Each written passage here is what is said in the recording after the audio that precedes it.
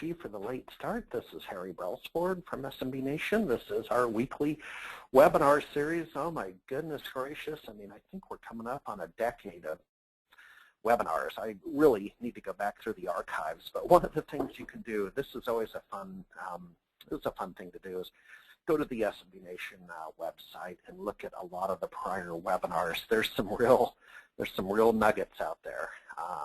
Now, with that said, we have a slight delay. We're going to be starting the presentation in just a couple of minutes, so I completely understand if you want to refill your coffee or water or maybe answer that one email that's sitting in the inbox. Let me do a little bit of housekeeping while we're waiting. And again, apologies for the late start. In just a couple more minutes, we'll get going with Mr. Barrett Adams. But I do want to give you a couple of industry updates. So I have just returned from the Lenovo Partner Conference in Las Vegas, where a couple of things. First of all, they had about 65% new attendees at the Lenovo Partner Conference, known as Accelerate. They had about 30% growth, so it's about almost 1,000 attendees, and some very open conversations about cloud and devices, and where Lenovo's server acquisition fits in. So I'll be blogging about that because there's some real conversations going on about what's the role of a server and why did Lenovo acquire the IBM server line. There was not a conversation on Windows 10. I think the OEMs are deferring to Microsoft's lead to wait until July. Start the Windows 10 conversation, so I was a little surprised by that. And there was what I would call sufficient conversation about Windows Server 2003 end of support coming up in mid-July this year. So that's kind of a wrap from the Lenovo Partner Conference. A handful of people I know, so many more people I don't know. Today, right now, we have our Dallas Office 365 workshop going on. The trade show hall just opened. So people are enjoying lunch and having a chit-chat with our community supporters. In 2 weeks from today, we have Washington, D.C. for our Office 365 workshop tour. You can learn all about that by going to 365tour.smbnation.com or click on events at 365nation.com. So a couple ways to get there. We have a connected event, a 2-day connected event for those of you that don't live in the cities we go to. We teamed up with Aaron Booker, known as Mr. Barbed, and it will be streaming video in an interactive format, so you can ask questions live from his studios with our expert speakers, Grant, Melanie, and Nora, and the others. That's coming up June 2nd and 3rd. So you want to go to getconnected.o365nation.com. You'll be getting a follow-up email from Heather. Heather makes sure that you provide all the standard links. You'll also be getting a weekly newsletter from us today that has all of these events mentioned. And last but not least, we have the fall conference coming up, and I emphasize the fall conference. And we have a good lineup. We have Office 365, of course, Azure, getting a lot of requests for Azure conversations, and then Windows 10. So with that said, let's see if we have our friend on board. I see we have Barrett. Are you here, sir? Barrett, go ahead and double check the mute on your mic. Heather, if you want to go ahead and assist with Barrett landing in the room, and we'll give him the screen to present. And I'm gonna help Barrett get launched, and then Heather today will be taking your questions via the chat feature. Heather will be taking all of your questions via the chat feature and asking those of Barrett. So Heather, Barrett, Earth to radio, Earth. Hello. Earth there we go. Hey Barrett, how you doing, man? Doing good, good. Glad everybody's here. Sorry about that. No problem. Hey, we're all in the IT business at some level. Totally get it. If our crowd is anything, it's patient and understanding when it comes to technology. So, let's see, Barrett. I think what we're going to do, I'm gonna get this party started, and Heather's going to kind of help me out today with the Q&A. people use the chat feature, so she'll ask those questions. Are you ready, sir? There we go. Looks like you're taking control of the screen. Oh, well, yeah, just going to use the backdrop, and then just kind of go over some things. So basically, I guess we're just going to talk about, the common issues with reselling hosted phone systems. And that's right. That's right. Yeah, I've been doing it for, I guess, over 7 years now. And so I've just seen a lot of things from all the different competitors. And I would say the first thing that the customers most care about is going to be pricing. And the way that a lot of companies charge for the phone systems is they will charge a per seat fee or a per user fee, which I'm sure a lot of you guys are used to seeing. And basically that's going to be either let's say $25 to $30 to $35 per seat. And then with companies like RingCentral, you'll also have to pay an extra $10 per seat just to have caller ID and to have high definition voice, and to have, let's see here, like multi-tiered auto tenants. So when you're looking at all the pricing, it can get really expensive just to have a caller ID. So you'll end up seeing a lot of businesses that have all these phones that don't have caller ID because, if they have 20 phones, it'd be an extra $200 to have the caller ID. And so I think that it's, harder for sometimes to realize what you're getting into with these kind of things. So then the next thing about the pricing is that, toll-free or international charges, sometimes people don't notice how much which those are going to cost, and yeah, let's see, extra phone numbers with companies like RingCentral and Vonage are between, for RingCentral to add an extra phone number for market expansion is $5 a month just for a phone number, and with Vonage's platform, it's $10 a month. So you just want to add an extra telephone number, it's $10 a month. And with SoundLine, it is only $1 a month. So next on the list we have so the way that SoundLine will charge for for having the phones is you're allowed to have, let's say, 10 phone lines, and then pay for only, and then get 40 phones, and then you only could pay $3 per month per phone. And so a lot of you probably have seen this as well. It's just paying per the lines instead of paying for every phone that you have per month. And this makes it a lot easier to acquire customers because there's many customers that would prefer to buy a telephone system, an in-house PBX, because after X amount of time it's going to pay for itself because they're not going to be tripling their monthly cost with a hosted system. So then it becomes a challenge to get them into a system because now they have to pay the big upfront monthly cost, the big upfront cost, and to keep their monthly cost low by using the in-house PBX, because then they can have 100 phones and 20 phone lines like they're used to.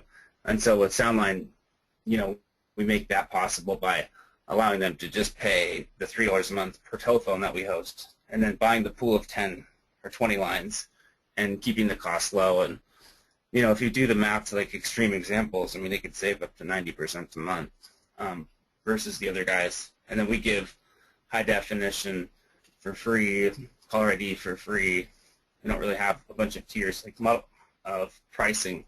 It's all really just included with the standard pricing. And so I think, and having the extra DIDs for $1, so if a customer wants to add a number later, they're not going to feel like they're getting gouged.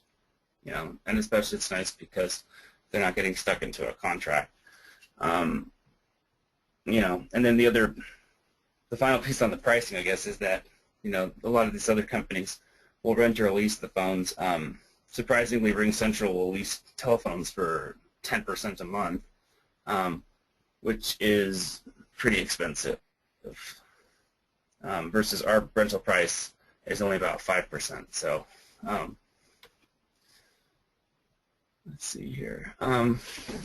Does anyone have any questions on that? Or I was just going to move on to number 2 would be the customer service.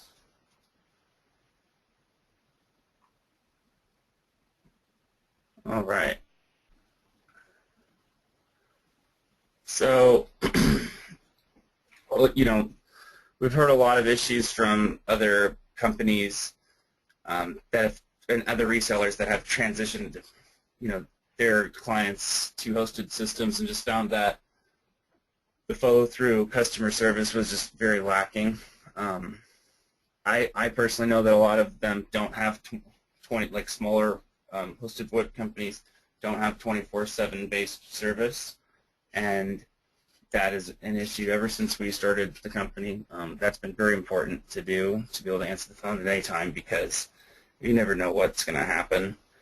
So when you want to resell a system, and usually people will pick one of the big companies, and they will have the 24/7 service. That's great, but they might, not have the price models, and all the issues with pricing that I've discussed. So you might decide to go with a smaller company that seems like a good deal, but then if you can't get a hold of them, and need to change something, or you can't get into the website to update something, and it could be really bad, depending on your client and how patient they want to be. And just other brief points. It's just U.S.-based, friendly, knowledgeable, obviously, and you would want them to be able to escalate issues quickly. We've seen other companies' technical prowess, I guess. They will not be able to actually help you with QoS issues, or not be able to really get down to the networking level of the issues, and so we'll see a lot of issues go unsolved. And that's sort of why SoundLine Communications has over 98.9% customer retention, because I believe that if you're able to solve the issues, it makes it a lot easier than just letting the customer switch and go try another provider. So there's also some major common missing features that the big providers don't have, and specifically Comcast, Total, Voice Edge, RingCentral, and Vonage are the big ones that I'm kind of going to be comparing to. They don't have the ability to do one-touch parking. Oh, we will get to QoS very quick. And what is a charge on your per line, for example? So it seems to be a little late here. Sorry. So what is a charge in your per line example? So if you had, let's say, 10 lines with unlimited long distance, it would be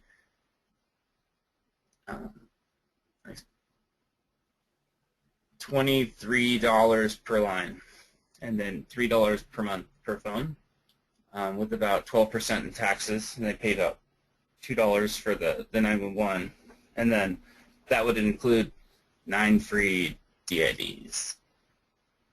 So, and then any additional DID after that would be $1, unless they, we're talking about they poured in a block over 100, and then we do have discounts that go from there.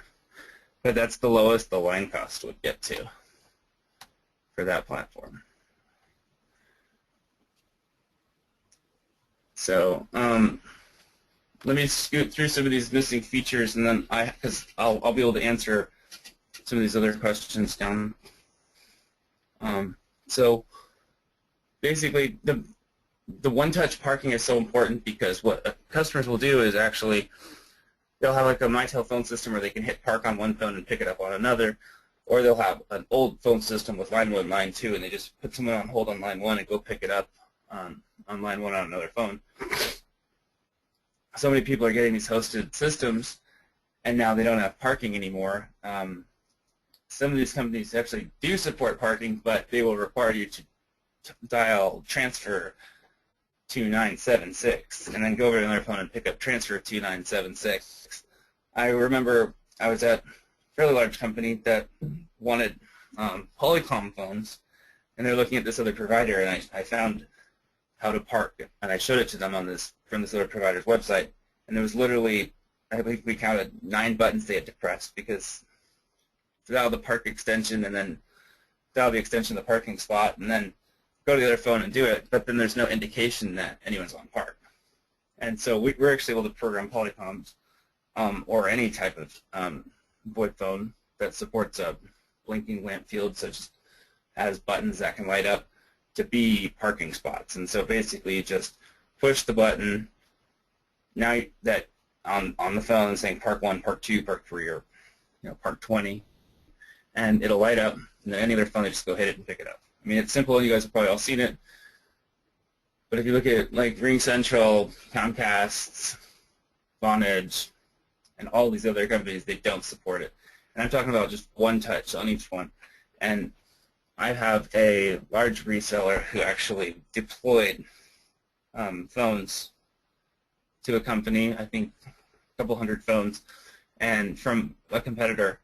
And once they got the phones and saw they didn't have it, they had to throw them out. And they went to an on-site system, which was very expensive, but it was just something they weren't willing to compromise on, and that they thought was a common feature that just wasn't there, and so it wasn't very good for her. So let me see if I can.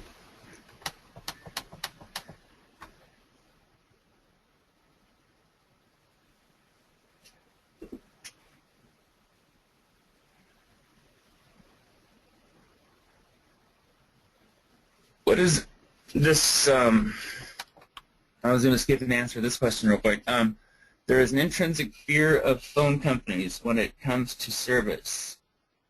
Hosted phone providers haven't helped much with varied support experiences. How much, so what do you mean by varied support experiences?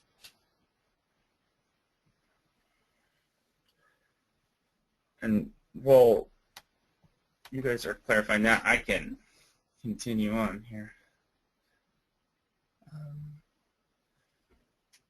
So I don't think this is this is a feature that other companies don't have, is where you can transfer if your internet goes out. That's kind of the most important thing that we need to be able to address.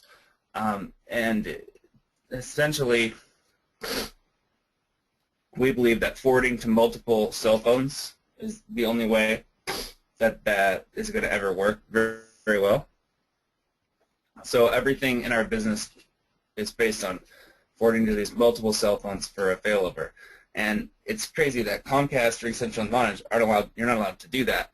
And I'm talking about forwarding to them where it all says press any key to answer, and then whoever answers can actually transfer a call to another person.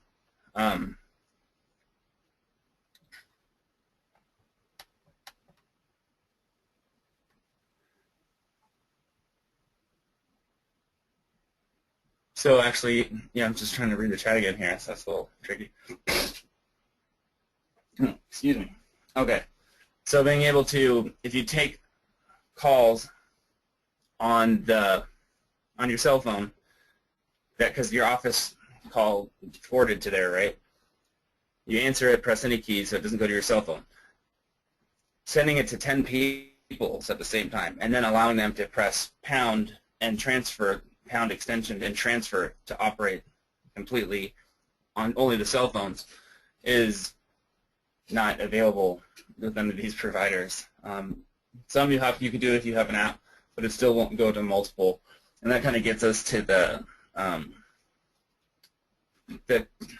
way that they're going to the way that they're going to be able to prepare themselves for internet outage. And we call it advanced business continuity, but it's interesting that we can easily just set up a failover plans based on the time of the day or a situation for each extension or department. And the options can go to anything based on, we have advanced options that can say how many phones are down in this department, and then we do it. Let's fail over to this location that has internet. Oh, is this location internet, are they out too? Is it like a major Comcast outage? Okay, well, let's fail over to these 30 cell phones and ring them all at the same time. Oh, it's past 5 p.m. Go to these 10 cell phones, and then if they don't answer, go here. And so it can really go to any level of craziness, but we can almost guarantee that no matter what, the call's going to get answered.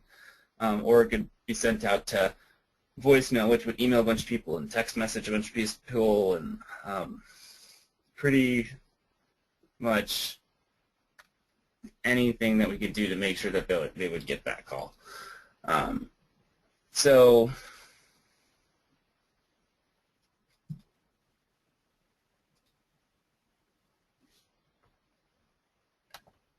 yeah, I mean, and then from the management standpoint, we have a really easy way of programming our system. We're 24/7. We program everything. You can log online and change anything, but we can pre-program a bunch of pre-set up rules. Basically, one could be failover. It could be like regular mode, and then they could go to regular mode with this regular mode failover option 1, regular mode failover option 2. So if they wanted to change it, they could just log in line and see their main telephone number, and then there's a drop-down box, and they just select this option from that drop-down box, and then it would automatically go to this other mode. So it's not as if they would have to go and reprogram everything for this other failover option, maybe because they want to do something different for whatever this afternoon. They just go and just select it as easy as you could, basically do anything. And then when they're done, they can just switch it right back.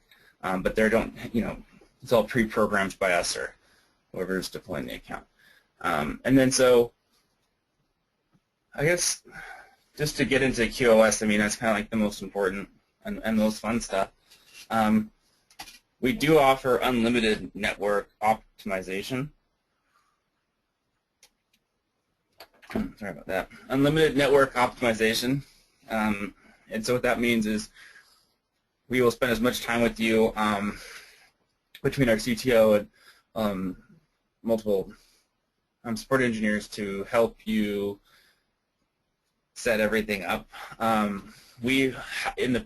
Normally what we can do as well is provide routers that can guarantee the QoS 100%, starting from $85, because what they will do is dedicate bandwidth to the phone system itself.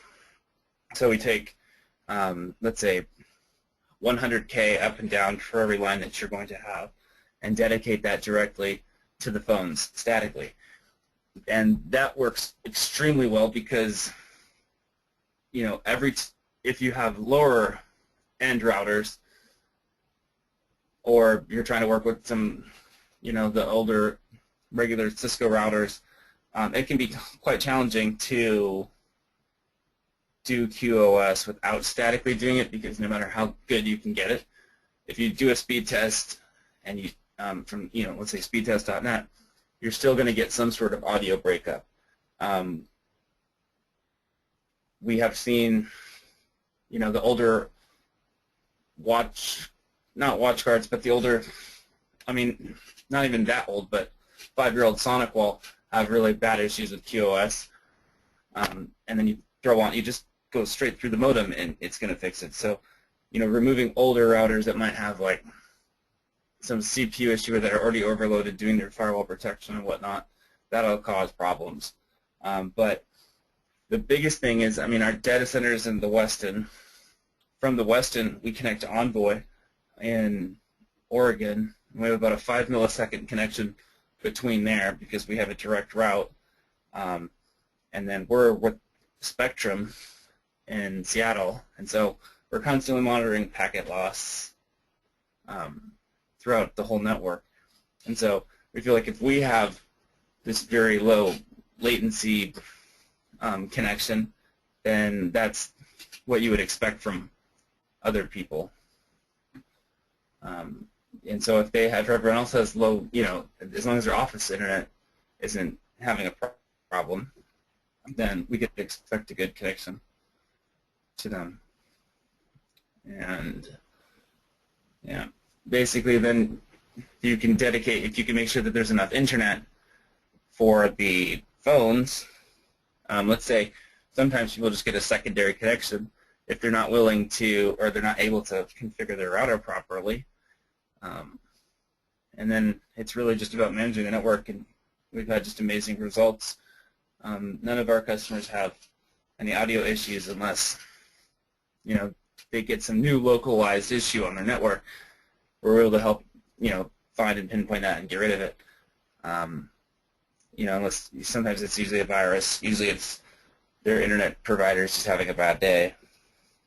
And then if there are just inherent times where you just cannot get rid of packet loss on the customer's end, then we have other servers that we can put them on that will actually buffer the telephone call.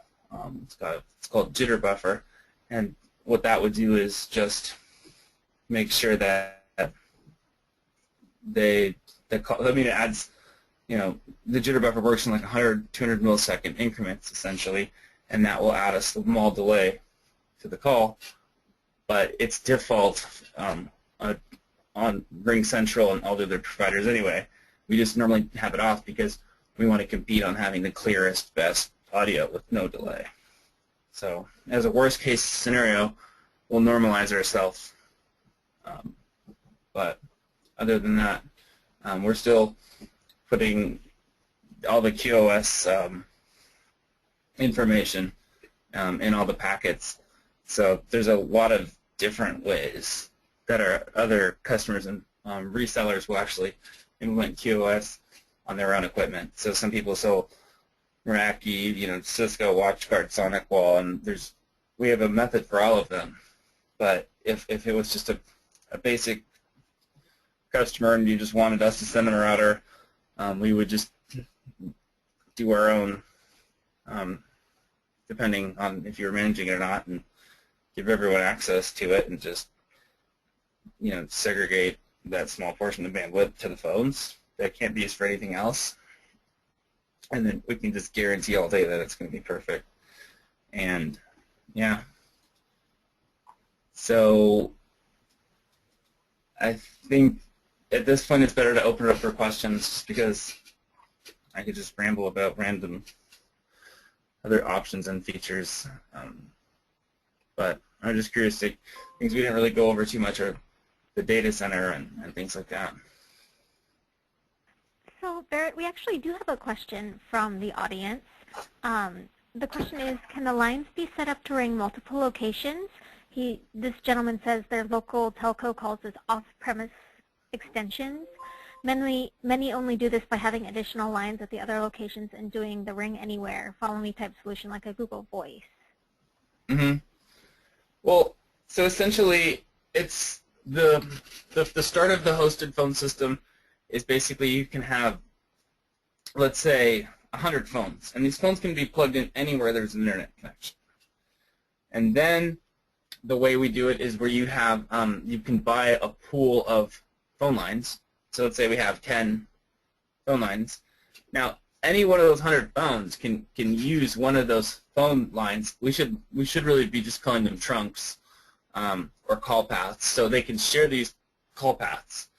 And then we add DIDs. And so let's say we have 10 DIDs. DID 1, I guess, could, phone number 1 would be able to ring. It could ring all 100 telephones at the same time. Now, as soon as someone answers, and all 100 phones are spread out across the United States, now somebody answers a phone, and once they've answered it, now you're using one DID. Not one DID, excuse me. You are using a DID, but that doesn't matter. You're using one of those call paths. And then now any one of these phones can make a call, and then now you're using 2 of your call paths. And once you've reached all 10 call paths, the next telephone call that comes in would go straight to voicemail, and then the next one would go to busy. Does that answer it? Yeah, great. Thank you so much. So I don't have any other questions lined up. I'm going to go ahead and do another call. If you have any other questions for Barrett, either about SoundLine or common pain points maybe you've had with your phone systems or with phone systems in the past or with data centers, go ahead and send them through. Oh, and we got one in. So Joe Kotzas is asking, what internet signal strength do you require? That's a good question. Full high definition is 100K up and down per line, or per call path. So when people are on hold, they're not using a call path, and when it's ringing. So just for active phone calls. So usually, I guess if people have 10 phones and they think they're going to be on 5 of them at any given point, actually talking to someone, then they would just require 500K up and down. Okay, great. So here's another one that just came in. Stephen Brown is asking, can you provide virtual PRI to interface with existing equipment on-premise? He says he has ShoreTel equipment. Yeah, and so that would go more towards our SIP trunking product, where the line cost would actually be less than that, but there is a product from Adtran that allows us to basically just plug into the PRI interface, and then it just plugs into the internet and just replicates. It's an Adtran product, and so it basically just has the SIP accounts in it. So if the phone system can't take SIP, we could definitely interface via the PRI. The piece of equipment is relatively expensive for adapters, but I think it's around $700, but it is pretty cool. Okay, great. Here's another question. What router do you use? Do you require the use of your router? And what if the customer has a unified threat management router / firewall that does content blocking? We're happy working with any different router. We just, for example, we'll use any of the customer's routers. Our goal is to get it so when we do a speed test that the phone call is not interrupted. And if not, we'll keep striving to find a way to make it work, and usually could bring in the support of the provider or of the router. So some routers, any router should be able to work. The routers that we would use would be just, like I said, with a Linux firmware on them. We would use router with Tomato USB just to keep costs down for customers, and essentially just go from here's a lower end version, like a Netgear 3500L, up to a higher end version, and then that would be something like a Netgear Nighthawk AC 1900. I know, and that's the most expensive one.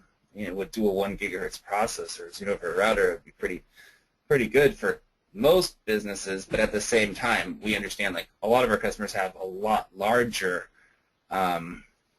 customers, and they all, they're not going to use our routers in these situations. But for example, there's a lot of smaller one-off places that, like, this doctor's office with 5 or 6 people, and the IT guy might have a lot of clients, and he doesn't want to manage them all. So he would rather we just send him our router, because he knows that we're going to set up the firewall and the Wi-Fi and stuff the customer wants, but then the phone calls are going to work. Okay, fantastic. So while we're waiting for our next question to come in, Barrett, do you want to tell us a little bit about where you're calling from today? About SoundLine Communications? Yeah, and about where you guys are located. Okay. Yeah, well, we're located in Woodinville, Washington, and yeah, we have been in business over 6 years, and we basically just specialize in hosted VoIP, and we've created all of our own software, just basically approaching it from a different aspect because we were able to see what the competition was doing and to see how far off it was from what we thought was how things should be and how things should be priced and to make it reasonable. And so most of what we usually do when we quote people is we're defending that it's not too good to be true. Hi, thank you, Barrett. So we do have a question. It's, are you currently using a hosted phone for this presentation? Now I know I am. We are actually at SMB Nation. We're on SoundLine, and I have a phone set up at our office that I'm on today. But Barrett, what are you calling on today? I'm using a laptop from my house right now, and on Wi-Fi. So I don't think that it's going to be as good as it should be. Oh, okay. Is it before? I think you sound okay. There might be a little bit of an echo, but. Oh. But we do have another question, and this one is from Daniel Langton. It says, how many employees? And Daniel, can you elaborate on that a little bit?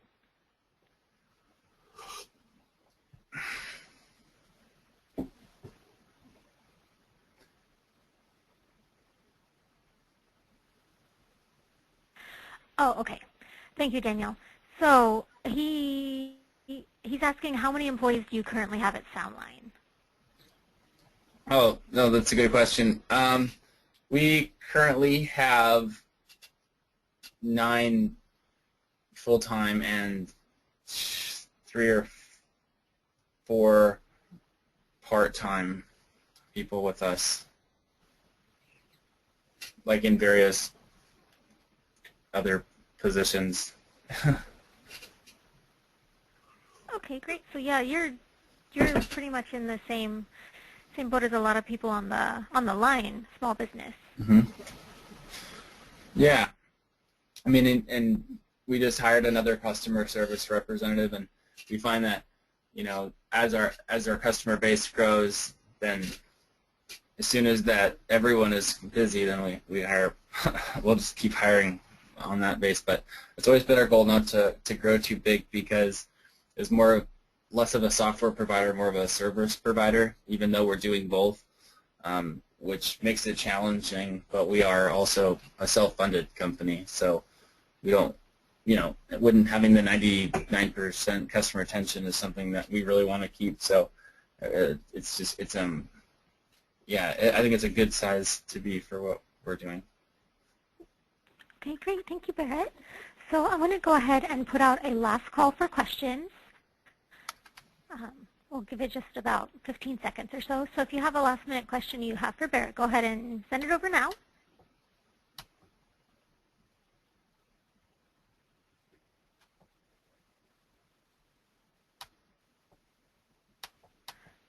Okay, so it looks like the question deck is clear. Barrett, if you have any closing statements or anything else you want to present to our audience today? Nope, I think we're good. I just appreciate everyone for being here and having such good questions, and wish everyone has a great day. Okay, great. Thanks, Barrett. Thanks for presenting today. And to everyone on the call, just a reminder, I know Harry covered this at the beginning, but this session is being recorded. You guys will receive a link either by end of day today or early tomorrow morning. And just let me know if there are any questions or concerns. Thanks. Have a great day, everyone. Thank you.